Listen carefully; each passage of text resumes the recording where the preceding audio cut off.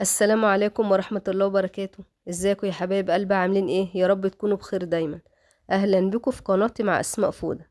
يلا بقى، الجو ساقع اليومين دول زي ما انتوا كده عارفين. هنعمل ان شاء الله النهارده مع بعض حلة محشي كرنب، وهنعمل الفرخة المشوية دي. بس بصراحة كده حاجة طعمها زي السكر في الاخر. يلا كده نشوف مع بعض هنعملهم ازاي. انا كده عندي جبت كرنباية ما شاء الله كبيرة اهي، اللهم بارك، كرنباية كبيرة.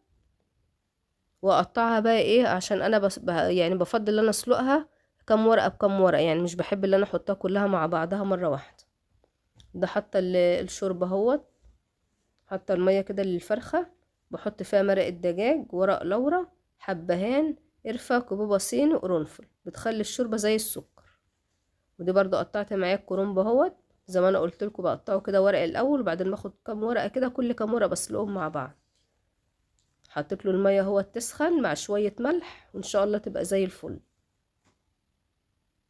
بحط حتة سمنة وشوية زيت في حلة، وبخرط بصلتين كبار. لو مثلا البصل صغير معاكي ممكن تحطي 3 صغيرين، معاكي البصل كبير ممكن تحطي بصلتين بس كفاية. وبقليها كده او بشوحها في الزيت والسمنة. بحط برضو زيت للتلميع، لان بيلمع برضو الخلطة، بيخلي الخلطة حلوة كده، طعمها حلو وفيها لمعة حلوة. او بشوحهم كده او بقلبهم لحد ما البصل بيدبل معايا زي ما انتوا شايفين. او بقلب فيه، بقليه او بقلبه لحد ما هو بيدبل معايا شوية. بس برضو ايه، ايدك فيه اهو دبل معايا كده، هروح نازله ايه بالصلصه بتاعتي او بالقوطه اللي معايا.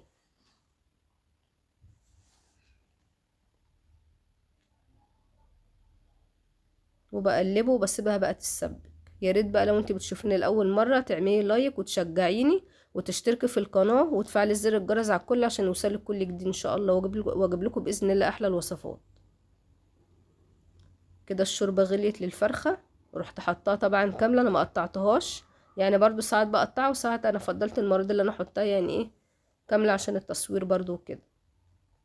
ودلوقتي بسلق معايا الكرنب زي ما انتوا شايفين كده. الكرنبايه كانت ما شاء الله ورقها كبير قوي، فحطيت ورقتين او 3 ب3 علشان برضو الميه وكده. معايا بقى الصلصه السبكت اهي، بروح نازله احط ملح، بهارات، فلفل اسمر. وكل ما تزودي البهارات والفلفل الاسمر في الخلطه بتاعه المحشي او في الصلصه، بيبقى طعمها وريحتها زي الفل. حاجه كده بجد تحفه.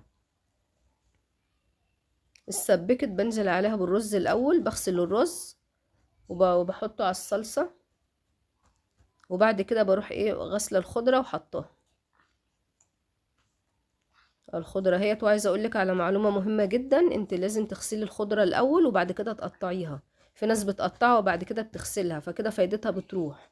ما بيبقاش لها اي فايده. اغسليها الاول وبعد كده قطعيها وهي نظيفه، او خرطيها وهي نظيفه. عندي الخلطه ما شاء الله جاهزه معايا. والكرنب برضو، الكرنب بقى قطعته سلقته وقطعته. الورق بقى تقريبا قد بعض، على قد ما بتقدري بتحاولي ان انت تخلي الورق برضو قد بعض او مقارب لبعضه، ما تبقاش ورقة طويلة او ورقة صغيرة. طبعا الحشو بتاع الكرنب سهل جدا. زي ما انتوا شايفين بفرد الورقة، بحط فيها شوية رز كده مناسبين على قد، برضو ما تكتريش من الرز قوي، لان الرز بيزيد معايا جوه، كل ما بيستوي الرز بيزيد. بس وبلف عادي، يا لفته سهلة جدا يعني، اسهل من ورق العنب بكتير. او بفرد الورقة وبحط شوية رز مثلا مناسبين على قد كده، بيتلف معايا بكل سهولة.